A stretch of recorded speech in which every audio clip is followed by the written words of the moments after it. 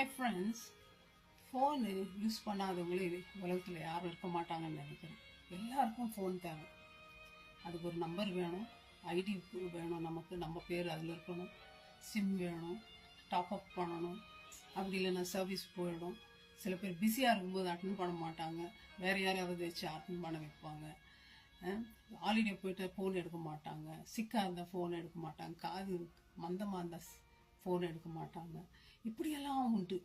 ஆனால் ஒரே ஒருத்தர் வேதத்தில் இந்த ஃபோன் இல்லாமல் பேசலாம், ஃப்ரீயாக பேசலாம், கால் பண்ணலாம், எந்த டைமும் அவரை கால் பண்ணலாம். நைட்டில் அந்த கால் போடக்கூடாது, நல்ல ரூல் எல்லாம் கிடையாது.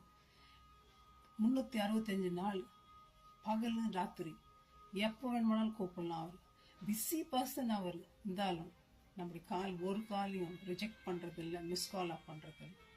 யாருங்க அவர் நம்பர் என்ன தெரியுங்களா? ஏசுநாதர். எரேமியா 33:3 படிக்கட்டுங்களா அந்த வார்த்தையை உங்களுக்கு?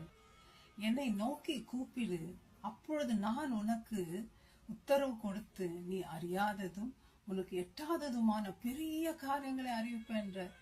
அது என்ன அந்த எட்டாததும் பெரிய காரியம்? சில காரியங்கள்லாம் ஆண்டவர் என்ன பண்ணி வச்சுக்கிறாரா, சீக்கிரட்டாக வச்சிருக்காராம். சில இடத்துக்கெல்லாம் நம்மளால போக முடியாது. சில இடங்கள்ல எல்லாம் லாக் பண்ணிட்டு இருக்கோம், அக்சஸ் டினைடுன்னு சொல்லுவாங்க. அந்த இடத்துக்கெல்லாம் நம்மளால போக முடியாது. அந்த மாதிரி காரியங்கள் எல்லாம் ஆண்டவர் என்னன்றார், உனக்கு வெளிப்படுத்துவேன்றார். இது எந்த நேரத்துல கொடுக்குறாரு இந்த வார்த்தையை எரேமியாவுக்கு ஆண்டவர் சொல்றாரு, நீ போய் ராஜா கிட்ட சொல்லு, இந்த மாதிரி அழிவு வரப்போது, அவங்க உங்களை கேப்சர் பண்ணிட்டு போறாங்க, பாபிலோனுக்கு கைதிகளாக போறீங்க, நியாய திருப்பு வரப்போகுது, மனம் திரும்புங்க. கேட்கல ஜனங்க. அப்போ ராஜாட்ட சொல்லும் பொழுது அவர் தூக்கி ஜெயில போட்டுறாங்க. ஜெயிலில் இருக்கும்போது யாருக்காவது ஆண்டவரை தேடணும் என்ன வருமா? என்ன கோவம் வரும்? ஆண்டவரை நீ வேணாம், உங்க கூட பேசவே மாட்டோம் 1 வருஷமா, எப்போ ரிலீஸ் பண்ணீங்களோ அப்போதான் உங்ககிட்ட பேசுவோம்னு சொல்லுவோம் நம்ம எல்லாம்.